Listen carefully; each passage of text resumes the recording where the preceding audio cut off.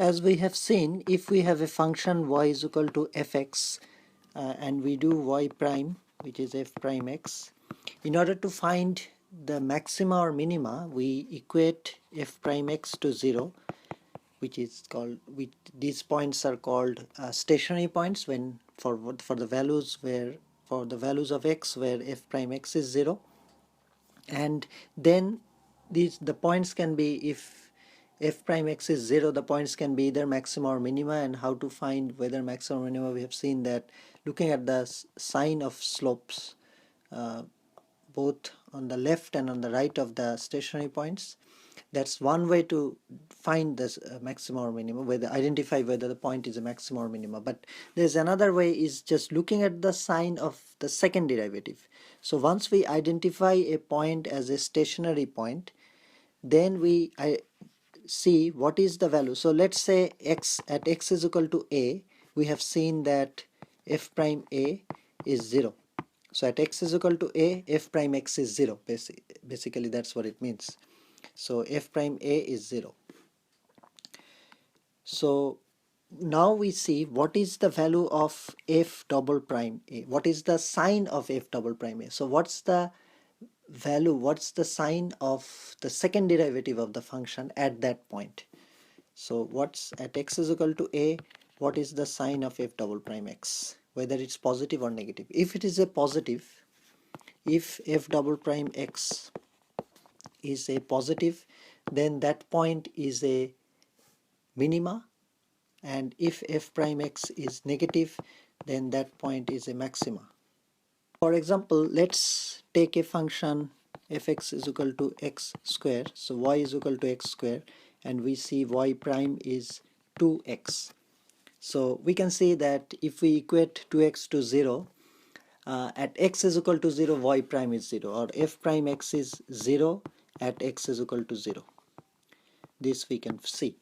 Now if we look at the sign of f double prime x,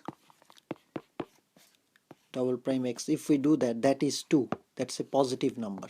That means at x is equal to 0, the stationary point is actually a minima, and this is what it is. So basically it goes through origin, and this is the parabola y is equal to x square, and this is a stationary point which we could identify from the first derivative. At x is equal to 0, f prime x is equal to 0. Now the second derivative is a positive, so this is a minima. And why is that? Because if we look at the sign of the second derivative, that's a positive, and it means that if we draw the first derivative, it is like this. So this is the gradient, basically the nature of the gradient. So here it's x, it's y. The gradient is constantly increasing. It's a straight line, but the value of gradient is at this point the gradient is negative, and it's becoming less negative the more it goes in the positive direction of x. Finally it becomes 0 at the minima, and then it keeps going positive, and that's what happens when there is a minima point. So gradient goes from far high negative value to less negative value, less higher negative value, then becomes 0, then goes to positive. So the rate of change of gradient is always positive when it's a when it involves a minima. It's understandable. Here it's becoming positive, and slowly the positivity increasing. So this is the f prime x, and of course the rate of change of this one, this is a straight line, so the gradient of this one is a constant, and it's a positive gradient. So that's it.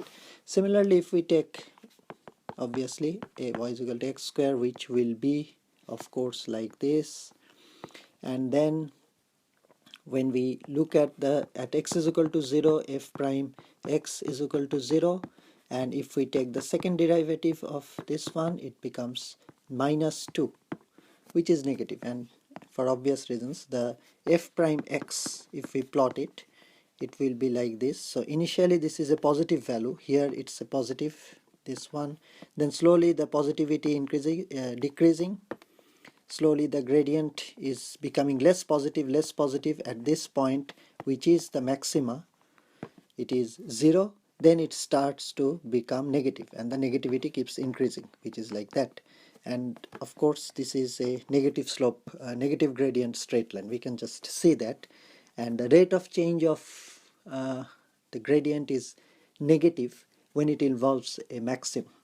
So this is another way to find whether a point is a maximum or whether a stationary point is a maximum or minima, to do the second derivative. So depending on the function, whether it is easier to find the second derivative or not, we can use whether this method, we can use this method either, or we can use the other method if the second derivative, it's hard to find the second derivative and it's probably easier to look at the signs of the first derivative to the left of the stationary and to the right of the stationary point. If that is easier, we can use either of these methods basically. So this one or the previous one, the one in the previous video.